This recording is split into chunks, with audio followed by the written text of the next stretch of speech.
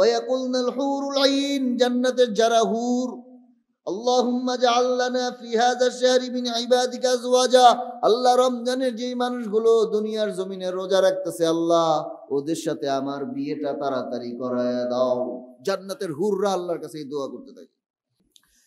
নবী করিম সাল্লাল্লাহু আলাইহি ওয়াসাল্লাম ইরশাদ করেন, ইন্নাল জান্নাতা লাতাযায়্যানা মিনাস সানাতি ইলা সানাতি লিশাহরি রমাদান, এক রমজান থেকে আরেক রমজান আসা পর্যন্ত রমজান মাস আসলে জান্নাতের নতুন মডেল হয়, জান্নাতকে নতুন করে সাজানো হয়। বলি সুবহানাল্লাহ। জান্নাতকে নতুন করে সাজানো হয়।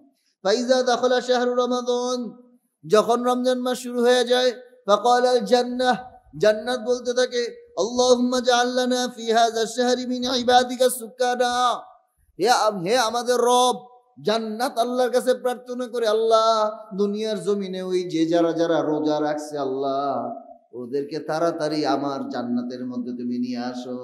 বলি সুবহানাল্লাহ। জান্নাত আল্লাহর কাছে দোয়া করতে থাকে। ওয়ায়াকুলনাল হুরুল আইন, জান্নাতের যারা হুর, আল্লাহুম্মা জাআল লানা ফি হাযাল শাহরি মিন ইবাদিকা আজওয়াজা, আল্লাহ রমজানের যেই মানুষগুলো দুনিয়ার জমিনে রোজা রাখতেছে আল্লাহ ওদের সাথে আমার বিয়েটা তাড়াতাড়ি করায়া দাও। জান্নাতের হুররা আল্লাহর কাছে এই দোয়া করতে থাকে।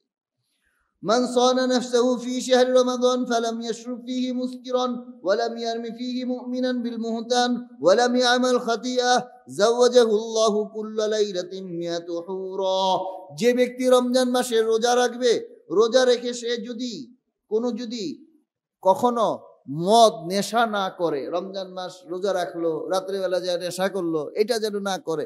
নেশা যদি না করে, কাউকে যদি কোনো মোমেনকে যদি অপবাদ না দেয়, প্রতি রমজানের রাতে আল্লাহ সুবহানাহু ওয়া তাআলা ওই ব্যক্তির জন্য 100 জন হুরকে আল্লাহ তাআলা নিকাহ বিয়ে করায় দিবেন। আল্লাহ জান্নাতে কি করবেন আল্লাহই ভালো জানে। বলি সুবহানাল্লাহ।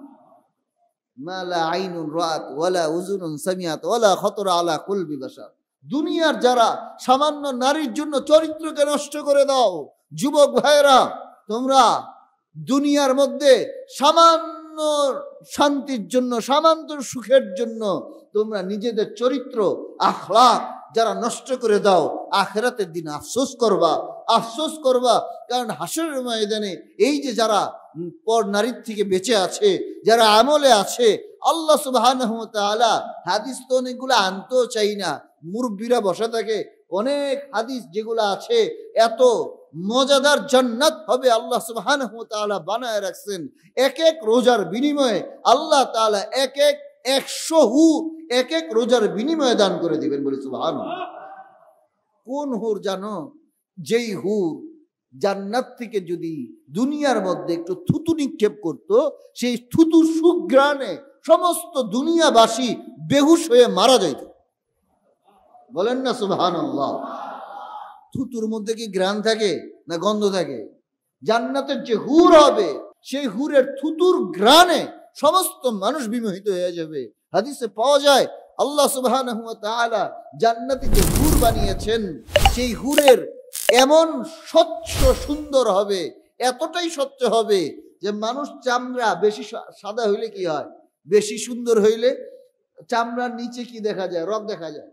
আর জান্নাতি যে হুর হবে, এই চামড়ার নিচে যে হাড্ডির ভিতরে যে মগজ, সেটাও বাইরে থেকে দেখা যাবে। বলি সুবহানাল্লাহ। তো এখন আবার মাহমুদুল হাসান আমার উস্তাদ, উনি যখন হাদিস পড়ান তখন বলে দুনিয়ার হিসাবে এই হুর দেখলে ভালো লাগবে নাকি? এটা গ্লাসের মতো লাগবে। জান্নাতের মধ্যে হাড্ডির ভিতরে কি আছে এটা দেখলে এটা কি, এটা কাচের জিনিসের মতো মনে হইবে। আসলে না, ওইটা জান্নাতে গেলে বোঝা যাবে যে কি আল্লাহ সুবহানাহু ওয়া তাআলা সেখানে বানায় রাখছেন। যে হুর, সেই হুরের যদি একটা ঝলক দুনিয়ার মধ্যে আসতো, মানুষ বেহুশ হয়ে যাইত, মানুষ পাগল হয়ে যাইত।